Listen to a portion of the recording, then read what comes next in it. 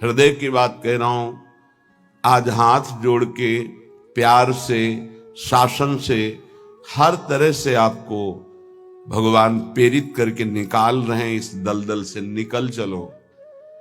आपको अगर दलदल ही प्रिय है प्रपंच का, तो देख लेना एक समय आएगा कोई समझाने वाला नहीं होगा और तुम्हारी समझ नहीं होगी और तुम्हारा जीवन बहुत दूर प्रभु से होगा।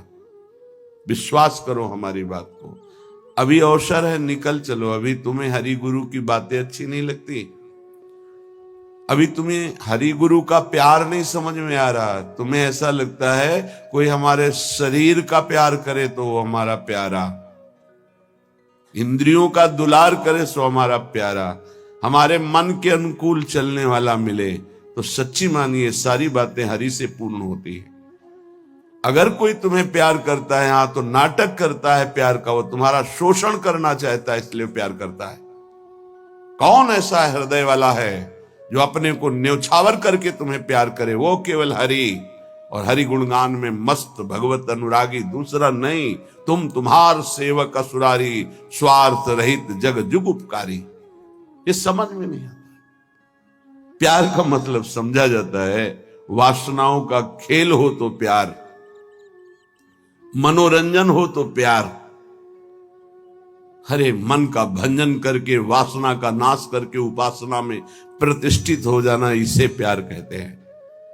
जो अविनाशी प्रकृति से भोग कर सुखी होना चाहता है, कभी नहीं हो सकता है। शब्द याद कर लो। खाते खाते दांत टूट जाएंगे, देखते देखते आंख फूट जाएगी, शरीर नष्ट हो जाएगा, पर वासनाएं ज्यों की त्यों रहेंगी और बढ़ती चली जाएंगी। ये जो जलन होती है, यही भस्म करती वासनाओं को। सच्चे उपासना के मार्ग में चलने वाले जलन की परवाह नहीं करते, कष्ट की परवाह नहीं करते, वही उस परम पद के अधिकारी होते हैं। कल एक ने प्रश्न किया कि ऐसा कोई मार्ग बताइए जिसमें कोई कष्ट न हो, भगवत प्राप्ति हो जाए। घर बैठ जाओ। ऐसा सृष्टि में लौकिक मार्ग नहीं है तो अलौकिक मार्ग की क्या बात। अगर आपको 500 रुपए चाहिए तो लेबरी करनी पड़ेगी, 8 घंटे मजदूर बनना पड़ेगा और ठेकेदार की बातें सुननी पड़ेगी। कोई भी कार्य करो आप, क्या सहज है, क्या सुखपूर्वक है, लेकिन आप लक्ष्य जब धन रखते हैं तो बड़े से बड़े कष्ट और कटु वचन को सहते हैं। आप जब दुख से निकलने के लिए लक्ष्य बना लिया भगवत प्राप्ति, तो फिर ये मनोरंजन कैसा, यही समझ में नहीं आता। एक आदमी प्यासा होता है, पानी पिला दे, कभी अगर वो दोबारा दिखाई देता है तो नेत्र नम हो जाते हैं कि एक दिन की प्यास इसने बुझाई थी। जन्म जन्म की प्यास बुझाने के लिए नाम मिला, मंत्र मिला, उपासना मिली, उसका कोई महत्व नहीं। ये तुम्हें प्यार नहीं नजर आ रहा। जो कभी संभाषण नहीं करते थे, देखते नहीं थे, वे तुम्हें अंतर और बाहर दोनों से देख रहे, तुमसे संभाषण कर रहे हैं, ये तुम्हें प्यार नहीं समझ में आ रहा। हमारी तो यही समझ में नहीं आ रहा कि उपासक का लक्ष्य क्या है। अगर लक्ष्य नहीं है तो तुम्हें कोई भी बदल नहीं सकता, और लक्ष्य है तो तुम्हें कोई बदल नहीं सकता। दोनों बातें समझ लो। लक्ष्य नहीं है तो तुम्हें परमार्थी कोई नहीं बना सकता, और लक्ष्य है तो तुमको कोई स्वार्थी नहीं बना सकता। चाहे जितना कुसंग हो जाए, तुम्हारा परिवर्तन नहीं हो सकता, क्योंकि तुम्हारा लक्ष्य है हरि गुरु को प्राप्त करना। उपासक समझिए, एक एक कदम तुमको प्यार मिलता चला जा रहा है। जानते हो, केवल पेट भरने के लिए, शरीर में वस्त्र पहनने के लिए और वास के लिए पूरा जीवन मेहनत करते हैं लोग, तब वो प्राप्त होता है। तुम्हें आदर के साथ ये सब बिना किसी प्रयास के मिल रहा है। किस लिए? तुम भगवान के हो, प्रियालाल के हो। इस बात की तुम्हें इज्जत रखनी है कि तुम प्रभु के दास हो, उसी की सब सुविधा है। अगर दासत्व विषयों का रखोगे तो छल कर रहे हो हमारे प्रभु के साथ। ये छल तुम्हारे हृदय को ताप पहुंचा देगा। ऐसा ताप जो कहीं शांति नहीं मिलेगी। समझ में नहीं आता। मेरे प्रभु उतरते चले जाते हैं, झुकते चले जाते हैं आपको उठाने के लिए। आप ऐठते चले जाते हैं कि आप कुछ हैं, भोगना पड़ेगा आपको आगे। शब्द याद कर लीजिए, आगे आपको प्रतिकूलता ऐसे घेरेगी कि फिर कोई बचाने वाला दिखाई नहीं देगा, वो आप क्लेशित होंगे। इसलिए सावधान हो जाइए, परिस्थिति को सहना सीखिए। सहत सहत बाढ़े भगति गृह तन गुरुहित गार। जो सहनशील वही महात्मा होता है, जो सहनशील है वही प्रेम रस का अधिकारी बनता है, जो सहनशील है वही प्रियाजू का कृपा पात्र बनता है। प्रियाजू कृपा पे कृपा करती चली जा रही, संसार समुद्र से निकाल करके अपने महल में रखकर अद्भुत सुख दे रही। यहां जानते हो भजन का स्वरूप क्या है? रहना ही भजन हो जाता है। पर रह कहां पा रहे हो? यहां तन यहां रह रहा है मन विषयों में, मन नाना प्रकार की कामनाओं की पूर्ति में। क्या वृंदावन वास हो रहा है? ये वनवास है। वृंदारण्ये चर अचर दृक् पश्य वृंदावन श्री। जिह्वे वृंदावन गुणगान कीर्त श्रोत्र गृह्यान। वृंदाटव्या भज परिमल घ्राण गात्र त्वमस्मिन्। वृंदारण्ये लुठत पुलकितम कृष्णो केलिस्थलीसु। यह है भजन वृंदावन का। बोले नेत्रों से तुम यहां वृंदावन वासी जो खगमृग पशु पंछी मनुष्य हैं, इनको भाव से देखो। ये सब भजनानंदी महापुरुष हैं। ये भजन के प्रताप से यहां कोई सूकर बना हुआ है, कोई कुकर बना हुआ है, कोई पशु पक्षी बना हुआ है, कोई मनुष्य बना, कोई लता, कोई वृक्ष। ये जहां जो कुछ दिखाई दे रहा है, चर अचर दृक् पश्य वृंदावन श्री। ये वृंदावन की अद्भुत श्री वैभव शोभा भगवत स्वरूप है। यहाँ के कुत्ते का भी दर्शन कर रहे हो तो एक बहुत बड़े महात्मा का दर्शन करने से जो फल मिलता है वो मिलेगा, ध्यान रखना। हरिराम व्यास जी आचार्य हैं रस के, वो कह रहे हैं हो मन वृंदावन को श्वान। श्वान माने कुत्ता। यहां का कुत्ता कोई साधारण श्वान नहीं है, वो कोई परमहंस महापुरुष है जो प्रियाजू की स्केली कुंज में श्वान रूप धारण किए हुए रज का सेवन कर रहा है। आप क्या समझते हैं? मनुष्य शरीर से भी महान सौभाग्यशाली वो है। क्यों? तुम तो गद्दे पे सोते होगे, वो रज पे सोता है। तुम रज के बने हुए पात्र में विरक्त होकर पाते हो कि नहीं, श्री भगवान जाने। लेकिन उसको भोजन ही रज में मिलता है और रजयुक्त भोजन पाता है। उच्छिष्ट संतों का मिलता है तुम्हें कि नहीं, लेकिन उसको जरूर मिलता है क्योंकि प्राय उच्छिष्ट ही डालते हैं। संतों का भंडारा हुआ, दोना पत्तल बाहर फेंक दिए गए, एक एक पत्तल को चाट चाट कर सब संतों की जूठन पा रहा है। कौन है? महाभागवत है वो। यहां के चर अचर को भाव से देखने की कोशिश कीजिए। पशु पक्षी लता वृक्ष मनुष्य, ये सब भगवत स्वरूप है। भजन हो रहा है यहाँ का। आप अगर भाव से दर्शन कर रहे हैं, भजन हो रहा है। अगर भाव का अभाव है तो आपको गलत दर्शन होने लगेगा।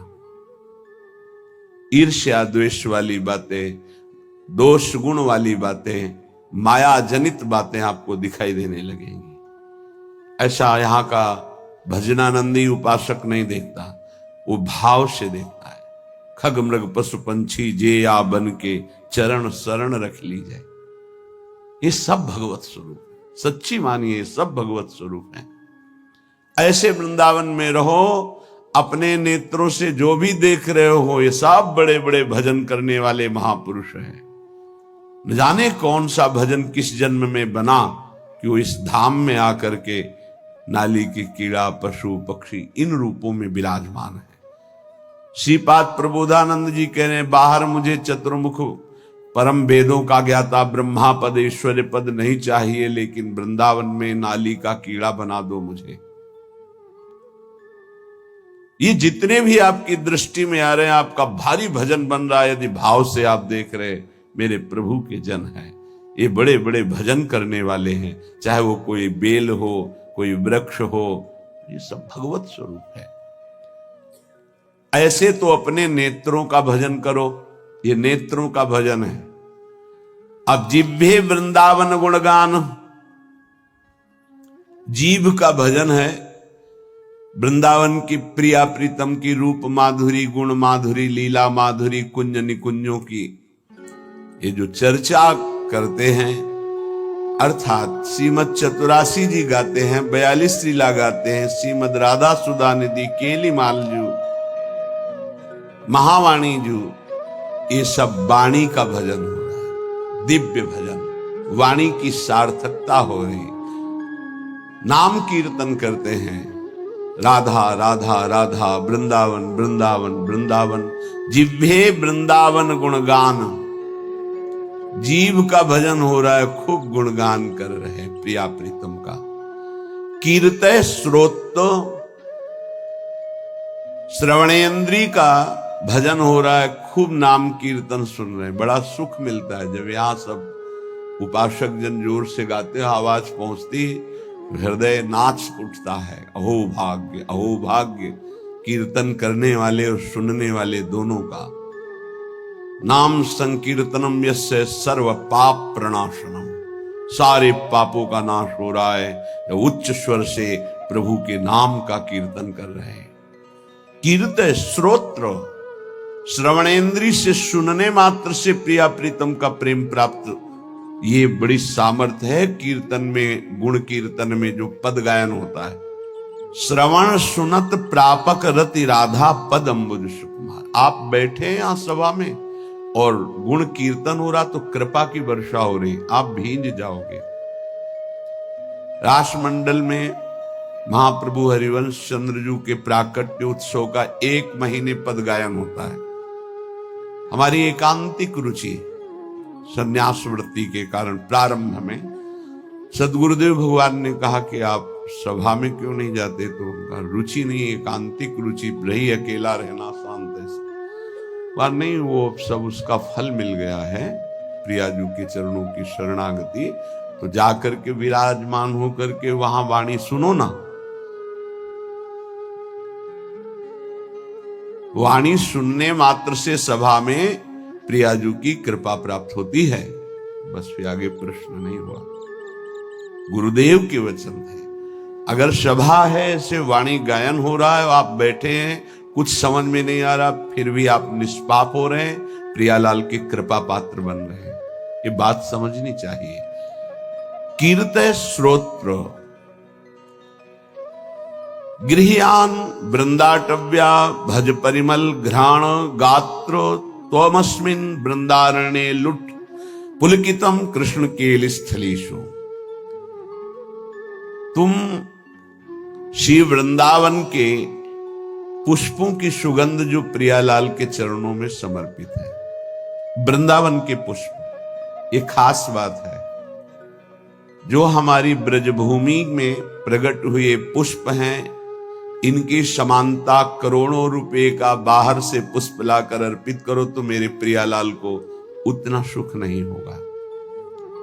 यहाँ के हर श्रृंगार का, मोगरा का, गुलाब का, कनेर का या किसी भी का पुष्प, ऐसे मौलश्री का बहुत छोटा पुष्प, बड़ा सुगंधित पुष्प, 3 दिन तक वो प्रियालाल की सेवा में अर्पित किया जा सकता है, उसकी ऐसी महिमा है।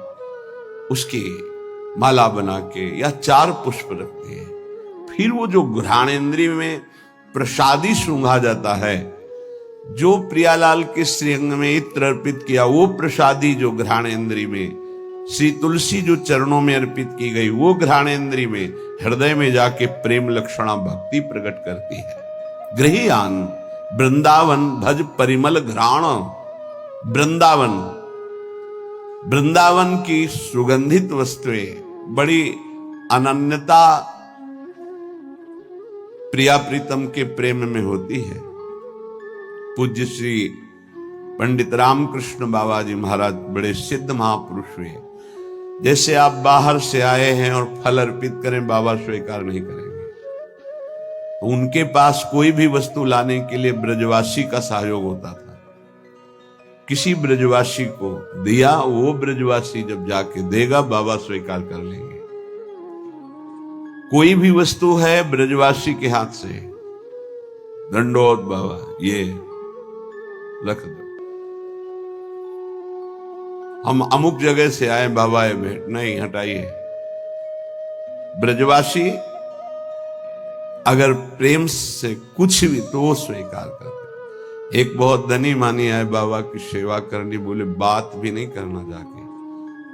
बहुत वो दैन्य हुए तो बोले अगर सेवा करनी है तो जो अनुगामी शिष्य जन थे उन्होंने कहा कि इन घरों में ब्रजवासियों के बाबा माधुकरी लेने आते हैं, इन घरों में सेवा कर दो, वो बाबा को जब देंगे तो वो स्वीकार कर लेंगे। ये थोड़ी सी वृंदावन की निष्ठा रहनी जिससे हम उस रस को प्राप्त होते हैं। गात्र तुमस्मिन वृंदारण्य लुंठ, शरीर का यहां पावन होना कैसे होता है? बोले वृंदावन की रज में लोट गया ये लुंठ। तो पुलकितम कृष्ण केलिस्थलेषु, श्रृंगार रस श्री श्यामा श्याम की इस केली भूमि में जो लोट गया, 84 के चक्र से मुक्त हो गया। पहले बहुत ऐसा दर्शन होता था परिक्रमा मार्ग में, रज में, ऊपर के वस्त्र बाहरी जन भी आकर उतार कर लौटते थे, दंडवती करते थे। ये दुर्भाग्य है कि सुविधा हो गई इस रोड की, दुर्भाग्य है। नहीं, जो रज में परिक्रमा करने में, दर्शन में, लौटने में सुख था वो इस रोड से थोड़ी है। पर कलयुग भगवान की लीला ऐसी है, इतना आधुनिकता बढ़ती जा रही है कि रज रानी को प्राप्त करना दुर्लभ हो गया। अगर रज रानी ले तो वृंदावन की परिक्रमा में कहां से ले? परिक्रमा तो रोड में अब हो रही है, और रोड में रज रानी कहां मिलेंगे? वृंदावन का जो शुद्ध भजन है वो इस रज की अनन्यता से जागृत होता है, वो बुद्धि से नहीं जागृत होता। जो रजोपसेवी जन है उनके हृदय में जुगल जोरी का भाव जागृत होता है। महोज्वल रसोन्मद प्रणय सिंधु निस्यंदनी, महामधुर राधिका रमण खेलना नंदिनी, रसेन समधिष्ठिता भुवन वंद्य वृंदया, चकास्तु हृदय में हरे परम धाम वृंदाटवी। उन्माद रस प्रकट करने वाली ये भूमि वृंदावन है, जो ऐसे यहां रहता है एक एक इंद्री को प्रियालाल में लगा के। महोज्वल रसोन्मद प्रणय सिंधु निस्यंदिनी, महाउज्ज्वल परम निष्काम प्रेम रस का प्रादुर्भाव होता है जो उन्माद प्रकट कर देता है। श्री किशोरी जी के सहित रमण जी महाराज अर्थात राधा रमण जी महाराज अपनी विविध प्रेममयी क्रीड़ाओं के द्वारा उसके हृदय को अद्भुत आनंद प्रदान करते हैं, जो ऐसी रहनी से रहता है। त्रिभुवन वंदनीय हो जाता है जो वृंदावन वासी है। ध्यान दीजिए, त्रिभुवन वंदनीय हो जाता है। कहते हैं कि आप नाम जप करो तो आपकी जिह्वा का रोग ठीक हो जाएगा। हर इंद्री समय बीमार है हमारी। नेत्र इंद्री गलत देखना चाहती, श्रवण इंद्री प्रपंच सुनना चाहती, वाक इंद्री प्रपंच की बातें करना चाहती, रस इंद्री सांसारिक भोग भोगना चाहती, जनेन्द्री हर इंद्री अपवित्र हो गई है। इसको इस रहनी से पावन करो। प्रियालाल को अर्पित किए हुए उच्छिष्ट का सेवन करो, प्रसाद का। नाम वाणी का गुणगान करो, नाम वाणी को सुनो, वृंदावन की रज शरीर में लगी रहे। तो महाउज्ज्वल प्रेम रस इसी से प्रकट होता है। वो त्रिभुवन वंदनीय हो जाता है। वो राधा रमण जी की महामधुर लीलाओं का रसास्वादन करता है। ऐसे परमानंद में समधिष्ठित परम धाम श्री वृंदावन हमें स्वीकार करे, अर्थात हमें आश्रय और वास देकर रहनी प्रदान करे। ऐसी रहनी से हम रहें। जन्मनि जन्मनि वृंदावन भुवि वृंदार केंद्र वंद्यायाम अपि तृण गुल्मक भावे भवतु ममासा समुल्लसाम। अब तो मेरी एक ही आकांक्षा है। श्रीपाद प्रबोधानंद जी महाराज कहते हैं, जन्मनि जन्मनि वृंदावन भुवि वृंदार केंद्र वंद्यायाम। मैं इस वृंदावन भूमि को प्रणाम करके एक वरदान मांगता हूं कि मैं कभी मुक्त ना हो, बार बार मेरा जन्म हो इसी श्रीधाम वृंदावन। मनुष्य शरीर के लिए नहीं कहते। अपि तृण गुल्मक भावे भवतु ममाशा समुल्लासम। मुझे यहां का तृण बना दिया जाए, गुल्म बना दिया जाए, वृक्ष बना दिया जाए, क्योंकि मनुष्य बनना तो बड़ी दुर्लभ बात है। मुझे बार बार वृंदावन में जन्म मिले, चाहे घास बना दिया जाए, चाहे जो भी, पर मिले वृंदावन में। क्या पाया वृंदावन से कि कह रहे मुझे मुक्त नहीं होना, मुझे बार बार जन्म मिले पर वृंदावन धाम में जन्म मिले। उपासक, इस कृपा को देखो कि जो बड़े बड़े महापुरुष यहाँ की गुल्मलता औषधि वृक्ष पशु पक्षी बनना चाहते हैं, तुम्हें मानव देह में वृंदावन मिला है। क्या तुम्हें प्रियाजू की कृपा नहीं दिखाई दे रही? क्या तुम इस बात को नहीं समझ पा रहे कि तुम्हारे ऊपर कितनी कृपा है? क्या तुमको इन विषयों में आसक्त पुरुषों पर कृपा नजर आ रही कि सौभाग्यशाली है, इनके पास गाड़ी है, इनके पास भोग सामग्री है, ये सौभाग्यशाली हैं? तुम्हें ऐसा लग रहा है? जरूर तुम्हारी बुद्धि दूषित हो गई है। सौभाग्यशाली वो है जिनका संबंध प्रियालाल से है, चाहे वो गृहस्थ हो चाहे वो विरक्त हो। सौभाग्यशाली वो है जिनका लक्ष्य बन गया है भजन करना, नित्य निरंतर अपने इष्ट के चिंतन में रहना। कैसा दुर्भाग्य है कि हम अपने प्यारे को छोड़कर संसार की कोई वस्तु, व्यक्ति, स्थान का प्यार चाहते हैं। कैसे धिक्कार है बुद्धि को, कैसे समझाएं? अरे बहुत थोड़ा समय है, अभी तो तुम इंद्रियों के भोग विलासिता की चाह कर रहे हो। अभी भयंकर रोग कोई प्रकट होने वाला है, तुम नहीं समझते हो।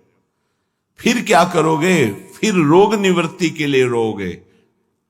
कर्म कभी डंडा लेके किसी को नहीं मारता, ध्यान रखना।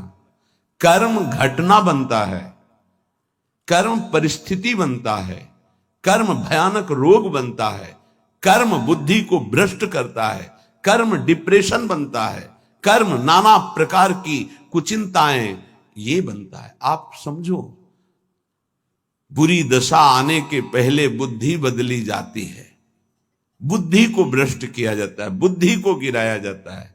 गुरु कृपा पात्र, हरि कृपा पात्र, और बुद्धि को छोड़ दे विषयों की तरफ, ये तो बहुत बड़ी हानि का विषय है। सावधान, इस जन्म को मत बर्बाद करो। बहुत कृपा हो गई। कुछ देखी देखा बाबा जी बन जाता है, देखी देखा है। इसका बाढ़ा जोग, छीजी काया बाढ़ा रोग, सधुवई भाषा। एक ने देखा बाबा जी को तो बड़ा सुख है, उनको क्या पता सच्चे मार्ग के पथिक को जितनी मेहनत है विश्व में कोई इसी को इतनी मेहनत है ही नहीं। सच्चाई से समझ लीजिए, कम से कम 5 बजे तक तो सोते ही हैं लोग, वैसे तो 9-10 भी बज जाते हैं। तुम मेहनत करते हो, क्या मेहनत करते हो तुम? बाहरी शरीर की, और रात रात भर जग करके, दिन दिन भर जग कर अपने मन को मारकर चिदानंद तत्व में लगा रहे। अरे जिस अनंत ब्रह्मांडों के स्वामी को सोचने की भी तुम्हारी सामर्थ्य नहीं कि वो है, वो निरंतर उनके प्यार और दुलार में अपने आप की हर इच्छाओं को भस्म करके, हर परिस्थिति को सह करके आगे बढ़ रहे हैं। तुम्हें क्या पता, किसी भोग को लक्ष्य रख करके संत वेश होना या परमार्थ में चलना, किसी सुविधा को लेकर या किसी पद को लेकर, पक्का समझ लीजिए आपका हृदय जलेगा, आपका शरीर दुखी हो जाएगा। पक्का। यदि लक्ष्य है कि हर कष्ट सहकर श्यामा श्याम की प्राप्ति करेंगे, तो पक्का समझ लीजिए आपका हृदय शीतल हो जाएगा और आपको कोई भी विपत्ति, कष्ट, रोग स्पर्श नहीं कर पाएगा। आएगा, स्पर्श नहीं कर पाएगा। दुख देना तो अलग की बात रही। हरि तज होए विषय अनुरागी, वो अभागी है, आप अभागी नहीं हैं। भगवत मार्ग के पथिक इस बात को समझें कि हमारी इंद्रियां जो भोगों की मांग कर रही हैं, उनका मांग पूरी हो जाना बड़े भाग्य की बात है। नहीं, ये अभागी का लक्षण है। हम मांगे और ना मिले और प्रभु के मार्ग में हमारी उन्नति हो, ये भाग्यशाली का लक्षण है। ये इंद्रियों की विलासता मन के साथ कितना भी आप कर लो, कभी पूरी होने वाली नहीं। जब तक आप अपने देह को स्त्री या पुरुष मानते हैं, इंद्रियों को, मन को अपना मानते हैं, भोगों को सुख मानते हैं, तो आप कुछ नहीं हैं। विश्वास कीजिए, कब तक हरि गुरु तुम्हारी इन इंद्रियों को तृप्त करने के लिए मनमानी खिलौने देते रहेंगे। हर तुम्हारी सोच को काल नष्ट कर देगा। इस सोच को यदि अविनाशी बना लोगे तो तुम अविनाशी हो, तुम अविनाशी परम पद के अधिकारी हो जाओगे। बहुत सावधान। श्रीधाम वृंदावन का आश्रय और वास मिलने पर यदि आपको सौभाग्य नहीं लग रहा, भगवत मार्ग में चलने पर आपकी रुचि नहीं बन रही, आपको संसार प्रिय लग रहा है, तो आप सोच लीजिए कि आपकी दुर्दशा कितनी बड़ी है और आगे क्या होगी। आज समझाने के लिए हरि गुरु तुम्हें प्रयासरत हैं। जब बच्चा खिलौने के लिए हठ ही कर लेता है, नहीं मुझे चाहिए ही, तो वही पैसा खर्च करके पिता खिलौना दे देता है। लेकिन अगर खिलौनों का हठ न करता तो गोद में बैठा लेता। कब तक खेलते रहोगे इन खिलौनों से? ना ये खिलौने रहेंगे, ना खेलने वाला तुम्हारा शरीर रहेगा। इसलिए सावधान। श्रीपाद प्रबोधानंद जी महाराज कह रहे हैं, वृंदारण्ये चर अचर दृक् पश्य श्री वृंदावनम। ये वृंदावन वासी को भजन के लिए कोई प्रयास नहीं करना पड़ता। स्वाभाविक भजन हो रहा है, पर आपकी महत्व बुद्धि नहीं है। महत्व बुद्धि भोगों में है, शरीर में है। सौभाग्य है कि तुम्हें कोई प्यार ना करे। ये बात हमारी समझ लीजिए, नहीं समझ में आएगी। सौभाग्य है कि तुम्हें कोई प्यार ना करे, दुर्भाग्य है कि भगवान से विमुख कोई हमसे प्यार करे।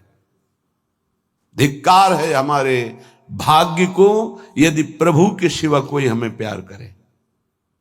ये बात नहीं सबकी समझ में आएगी। प्राकृतिक देह को मैं मानने वाला यही चाहता है कि मुझे कोई प्यार करे। कौन प्यार करे?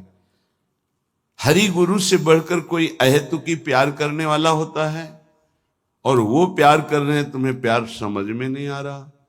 तुम्हें भोग विलासिता प्यार नजर आता है, संसार का प्यार नजर आता है, छल कपट वासना का तांडव ये तुम्हें प्यार नजर आता है। बहुत बढ़िया अवसर है, निकल चलो, नहीं भोगना पड़ेगा। आगे ऐसा अवसर आएगा जीवन में जो तुम्हें ऐसे गर्त